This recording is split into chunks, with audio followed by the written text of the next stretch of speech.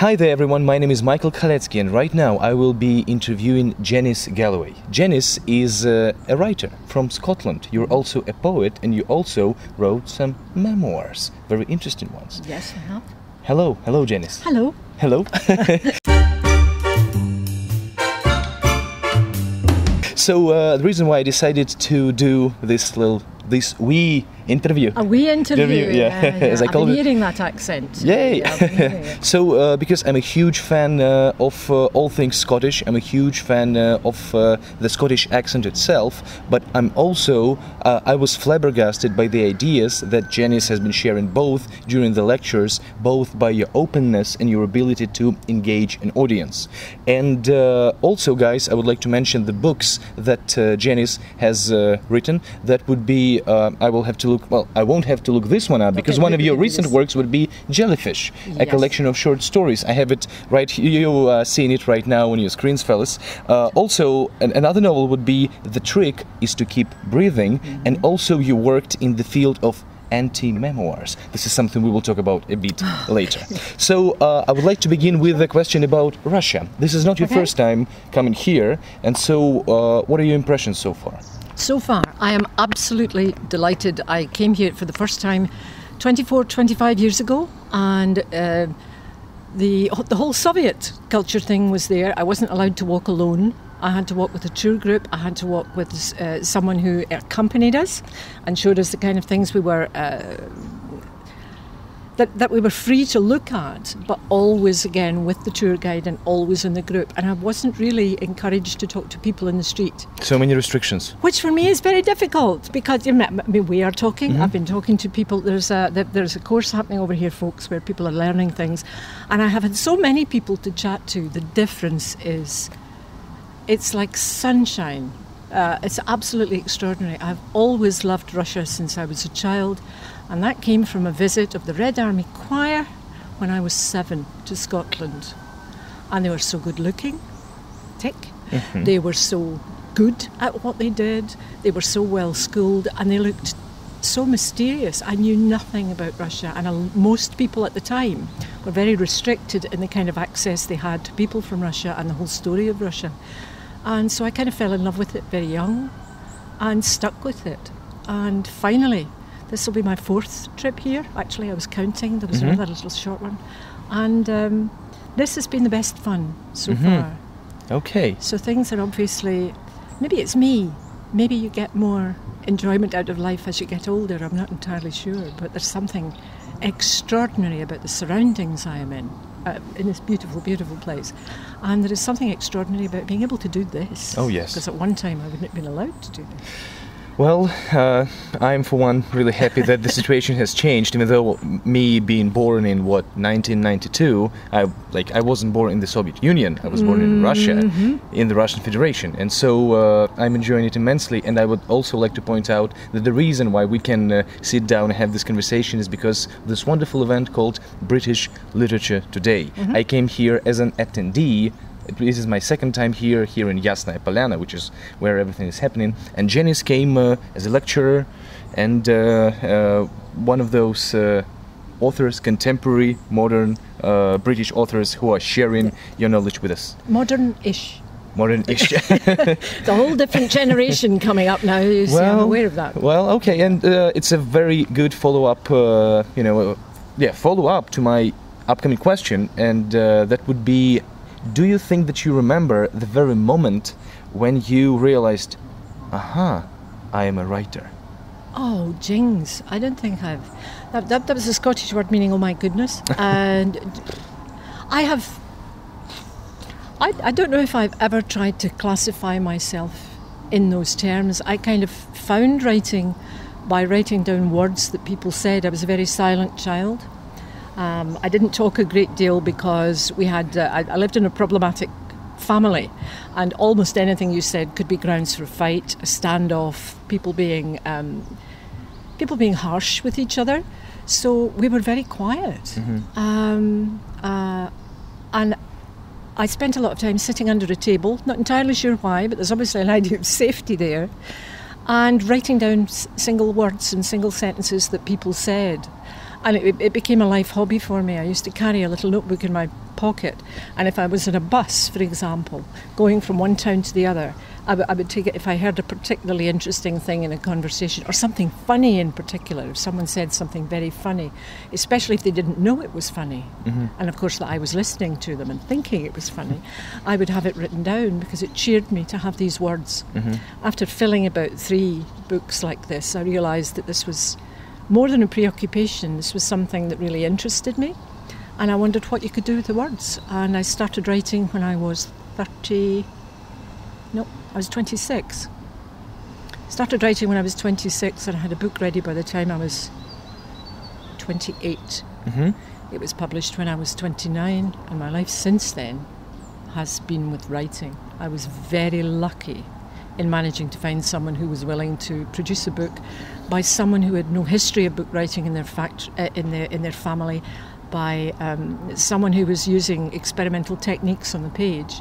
I think it would have a very hard time being published now, because publishing has become quite tight. Publishing has become very sure that the books that it takes on are meant to sell. And I feel kind of lucky in a way that I was born into a time where publishers would take more of a risk. I was certainly a risk, and they took me on. Oh, well, that's wonderful. Good for us, the people who can enjoy your works. Folks, give me just 1 second. I would like to leave for just 1 second. I will be right back, because I would like to show the book itself. That would be Jellyfish. This is not your, well, by no means this is your first book. This would be one of the recent ones. That's my 6th book. Okay. A collection of short stories. And so, just a question for clarification: are you still using the method you probed back almost in, well, basically in your childhood up until now? Are you still listening to people saying something, writing it down in your wee notebook? No, I no longer have the notebook. I have met so many people here. This has been the trip to Russia, where I've been permitted to talk to people without having someone with me to make sure I'm not asking bizarre questions or people aren't giving me bizarre answers. And the freedom to do this. I mean, I've heard so many people phrasing things in a way that is... It's funny, one often hears that the English language, which is the one I speak even though I'm a Scot, the English language is somehow... it's beautiful. And it's certainly full of words. But the phraseology and the poetry of spoken Russian is just absolutely silken. Oh, yeah. And to be able to just eavesdrop on people, I have no idea what they're saying to each other, but I'm sitting listening to it.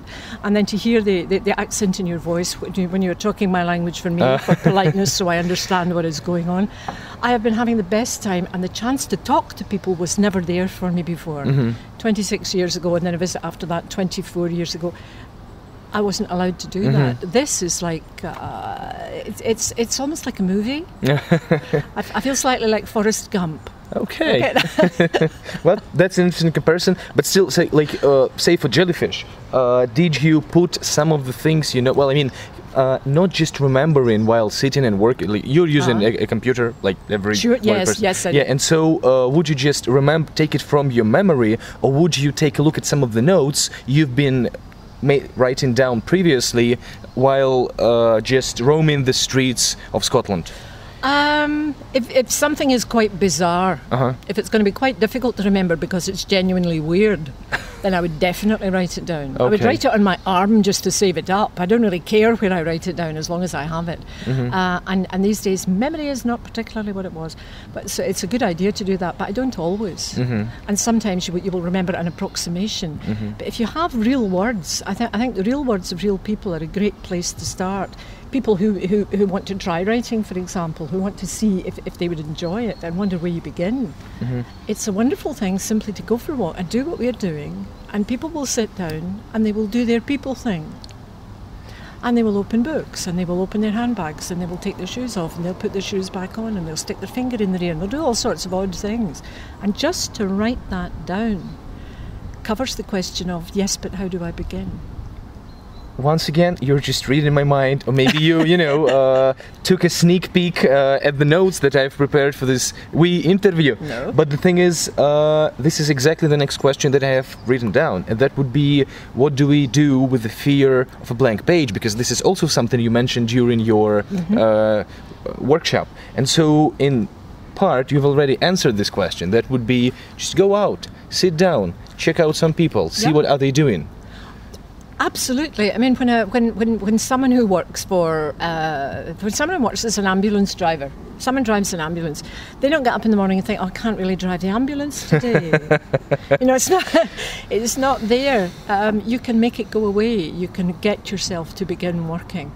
There is such a thing as writer's block. Some people do suffer for a period in their lives where they can't write at all. I think I'm heading into one at the moment.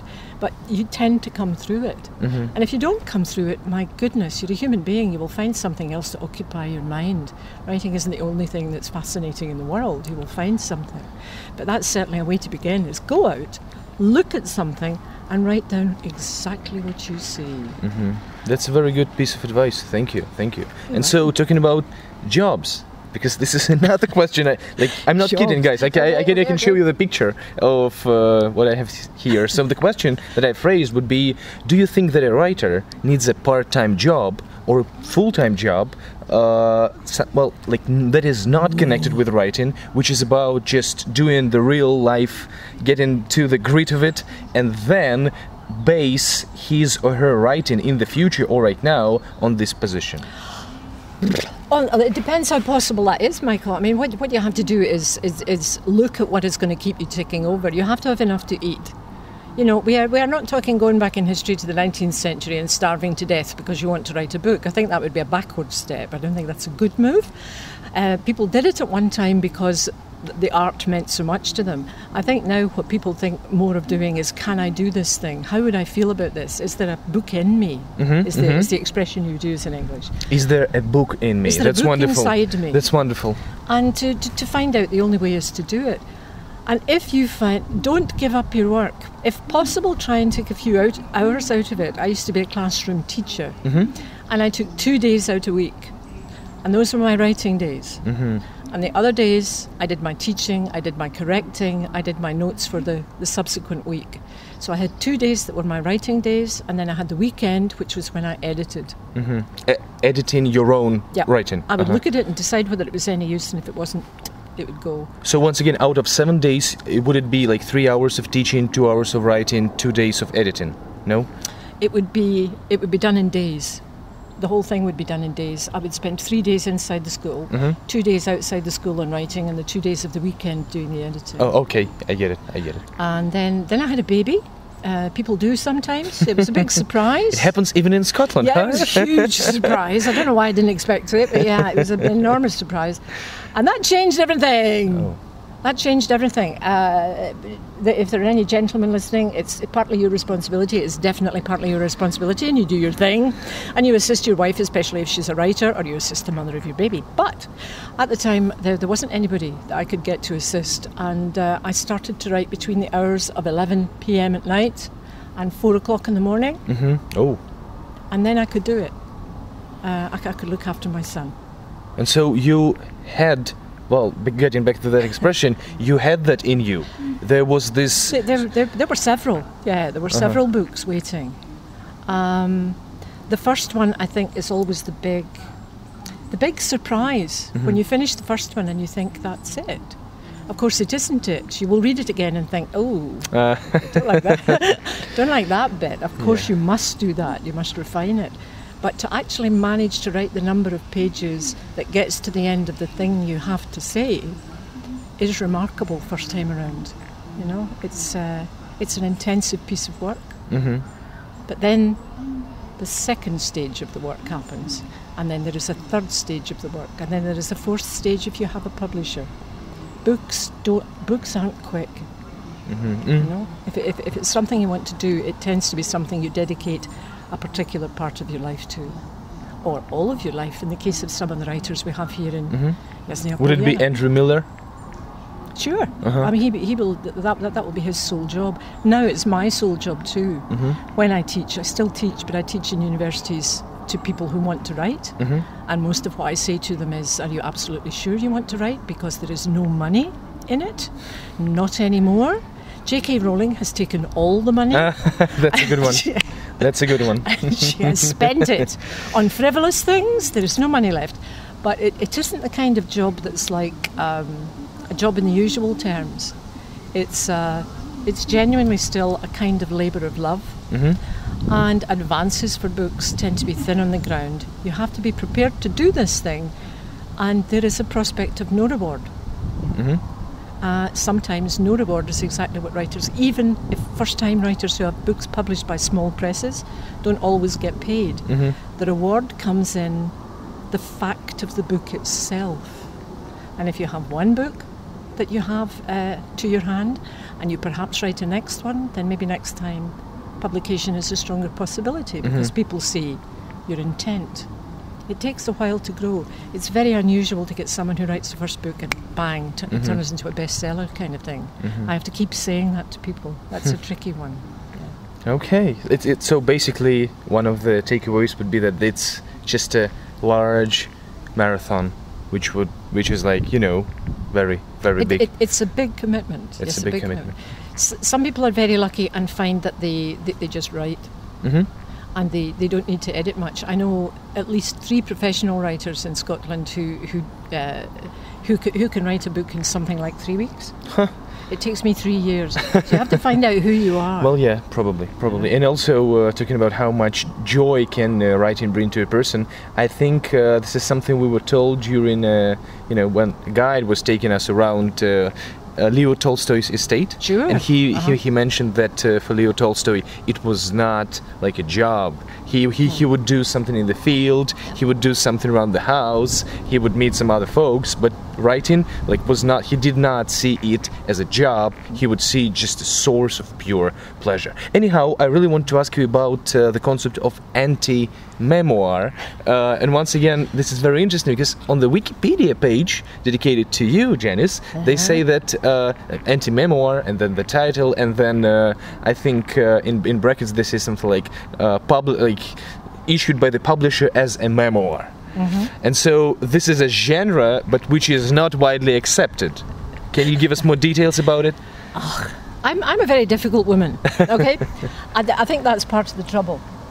And when I was asked by my publisher, what are you writing now? And I said, well, it's a book about these 3 women and they're doing this, that and the next thing. And she said, well, let us know when you've finished, let's say a quarter of it, and we'll have a look and see what we think. And if we're interested, we'll give you some money to keep you going, which is always a nice thing to hear. So it was only when I was doing this bit for them that I realised that the 3 women were me, my sister and my mother.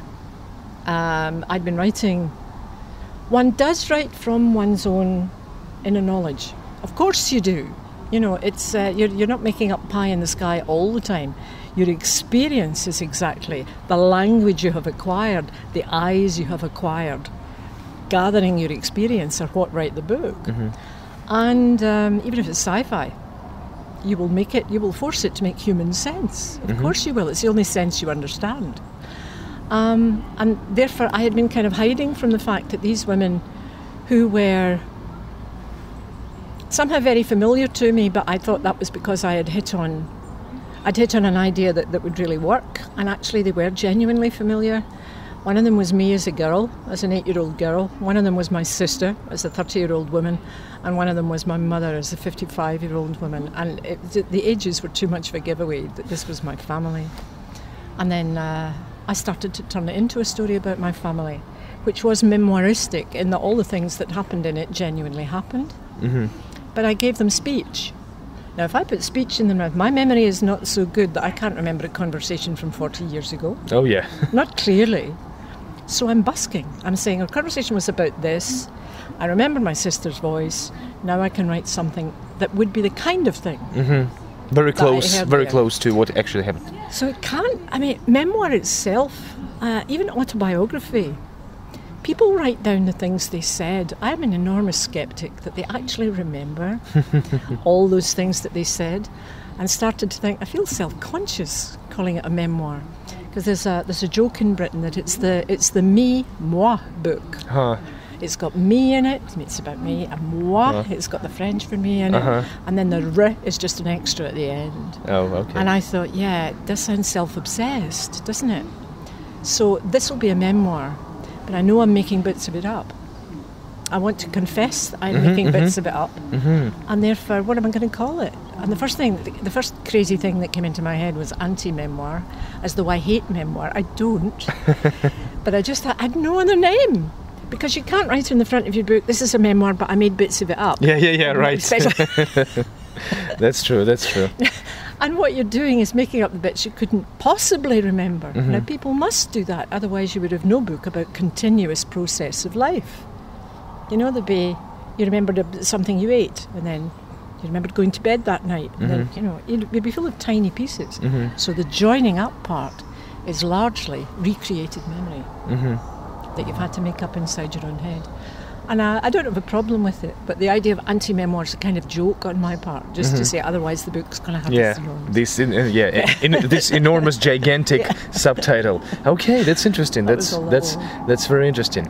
Okay, guys, I think we will be closing our discussion to an end, but before we go, I would like for you to give us just one, maybe a minute and a half description, or just give us a name of a book that you have read recently, which is relatively, you know, popular. I know that you already mentioned yesterday that you're not that kind of person who goes, okay, top 7 books right now on the Times, I'm going to read all of them.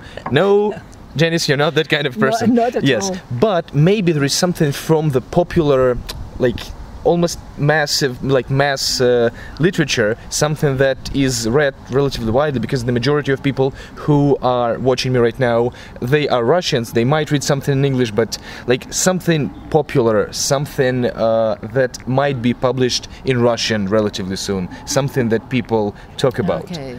Like the book I actually brought to read on the flight and ended up not having enough time to read on the flight is a book by someone called Laurie Moore, Laurie, and then Moore. She's an American writer. It's a woman, an American writer, and she writes what appear to be very simple stories, which become more and more complicated as they go on, and will always tell you something about the truth of life. She's an American, but somehow she manages the trick of trying to create universal human experience, and somehow she does it, or I think she does it, yet each time those universal experiences are very different. I think she's a wonderful writer. You can read her very quickly, and at the end you will sit and think, what have I been told? I've been told something here. That's wonderful. And this, I think this to me, this is an answer to a question you were asked yesterday. Hey, how do you distinguish good literature from great literature? So probably great literature is something that leaves you flabbergasted and you just close the book and whoa, well that was alright, so what do I do now with my life? Yeah, and so, and the name of the one that you took with you?